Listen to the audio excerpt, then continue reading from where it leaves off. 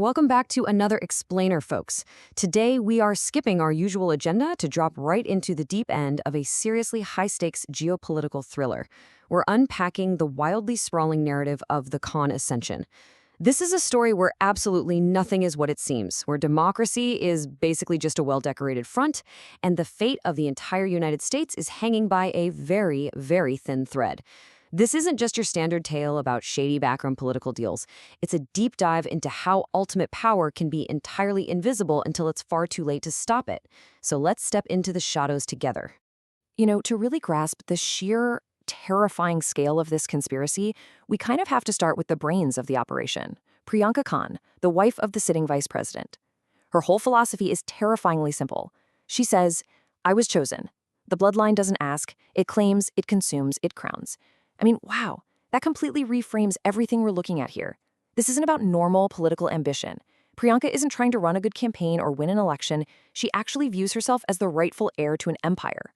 And when your villain views ultimate power as a literal birthright, a crown she is owed, it shifts the stakes from modern Washington politics to what is essentially a ruthless medieval monarchy operating right under our noses. All right, part one, the inciting murders, the first cut. So the whole thing kicks off with a shocking double murder that at first glance makes absolutely no sense. On one side of town, you have Rayanne Roker, a 23-year-old babysitter working for the vice president's family. She is killed in this brutal, rage-filled overkill. We're talking 40 stab wounds from head to toe. It completely screams crime of passion. But at the exact same time, Congressman Kirk Damianos is found dead from a pristine, expertly placed bullet to the head, and the scene is clinically staged to look like a tragic drug overdose. On paper, those are two wildly different kill signatures. But our detectives quickly realize they are looking at the exact same hand at work. They're in dealing with a random string of bad luck. This is a highly calculated, professional purge. When the investigators finally start pinning these pieces to their murder board, this really terrifying dichotomy emerges. You've got the public face. These are oblivious, elected figures like Vice President Liam Richards and the currently ailing President Barron. They genuinely believe they're the ones running the country. But lurking right beneath them are the deep state architects, the Khan Syndicate. You have Priyanka manipulating the VP directly, you've got FBI Director Tully Khan effortlessly scrubbing crime scenes, and then there are the billionaire brothers, Kaylee and Sean Khan, pulling the strings on vast global oil and tech resources. The real horror here is the total institutional capture.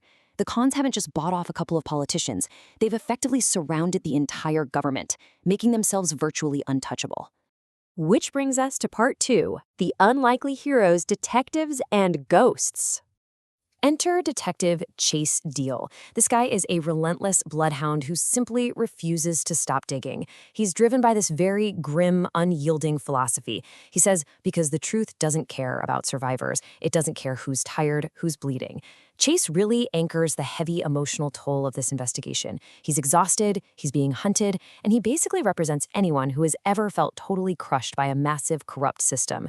But he just keeps moving forward because he knows if he walks away, he becomes complicit in the very empire the Khans are trying to build. And right beside Chase is his partner, Detective Diana Santos. For her, the stakes in the sprawling conspiracy are just deeply, painfully personal. She has this haunting line where she says, "I married a ghost, not a man. A shadow wearing a heartbeat." She's talking about her ex-husband, a man who, it turns out, is intimately embedded in the very nightmare they are currently trying to unravel. Talk about a suffocating layer of dread, right? Diana isn't just out there chasing abstract bad guys. She is literally hunting the demons of her own past. Knowing the man she used to love is a core part of the machine destroying the country. So that ghost she's talking about, that is Chadwick Meats, infamously known as the singing assassin. Chad is this former CIA Black Ops weapon who basically got repurposed as the Khan Syndicate's personal cleaner. He's got this notorious habit of humming a melody while he erases loose ends. He's the phantom who pulled off those wildly different, brutal murders we talked about earlier. But then, we get a massive wild card thrown into the mix. The Syndicate orders Chad to execute Priyanka's 15-year-old son, Sean. And at that exact moment, Chad's programming finally breaks. He flat out refuses to cross that line. He defects, and overnight, he transforms from the Syndicate's deadliest asset into the detective's most dangerous and, honestly, most vital ally. Moving on to part three, Tully's Black Book, The Conspiracy Unveiled. Now, thanks to Chad flipping sides, the team manages to get their hands on a whopping 2.7 terabytes of encrypted data from the FBI director's private server, and the contents are absolutely staggering. To put in perspective, this is basically an operating manual for shadow governance. We're talking records of massive global oil deals, insanely intricate crypto laundering schemes, political blackmail, direct kill orders, and the actual detailed blueprints of Priyanka's dark inheritance. This is the exact moment the story shifts from being a murder mystery to a massive existential threat.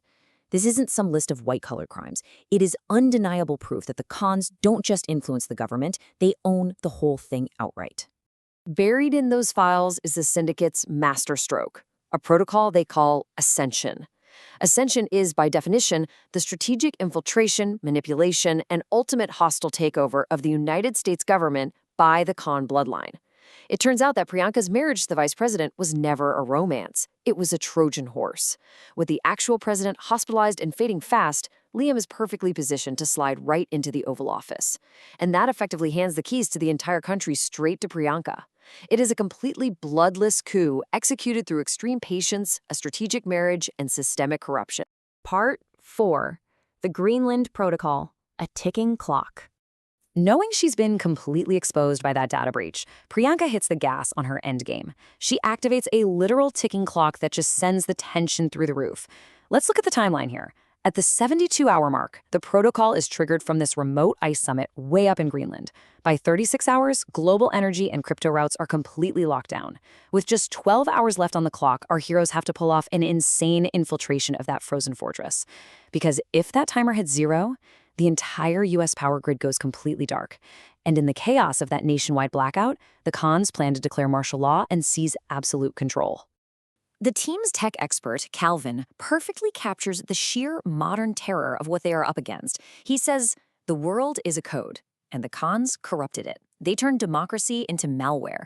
That is just such a brilliant and chilling way to look at it, isn't it? Our heroes aren't just out there fighting goons with guns. They are fighting a virus that has successfully rewritten the operating system of global power. The battlefield is entirely structural, and the Khans currently hold all the administrative privileges. And that brings us to the finale, Part 5, The Matriarch's Endgame, Showdown at the Ice Table. To really appreciate the crazy scale of this climax, let's just trace the methodical precision of the Khan strategy that brought everyone to this room. Step 1, infiltrate the highest office via marriage. Step 2, erase all the loose ends. Step 3, black out the energy grid to manufacture nationwide chaos. Step 4, inherit the empire in the dark. Priyanka is quite literally moments away from executing Step 3 when the detectives finally breach that Greenland control room. What follows is a wildly violent, desperate final stand between these exhausted heroes and a family that firmly believes they are gods. But here is the real kicker. The blow that actually stops the ascension, it doesn't even come from a detective's gun. Tragically, it comes from Sean, Priyanka's 15-year-old son, the very boy she believed with all her heart would be the ultimate heir to her bloodline.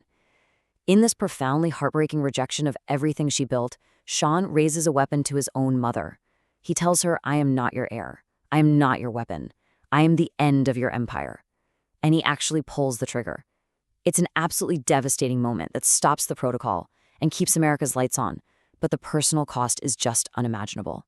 So the grid is safe, the immediate threat is neutralized. But as the dust settles and our heroes are hiding out, one final, decrypted file drops a total bombshell. Priyanka was just a chapter. The true architect behind this massive shadow empire is her mother, this terrifying, unseen figure known only as the matriarch. Everything Priyanka did, she was just acting as a foot soldier for a legacy that is much older and so much darker. And as the story closes, the matriarch finally steps out of the shadows, whispering into the ear of the new president, with her sights set squarely on claiming Sean. Which leaves us with this incredibly chilling reality to chew on.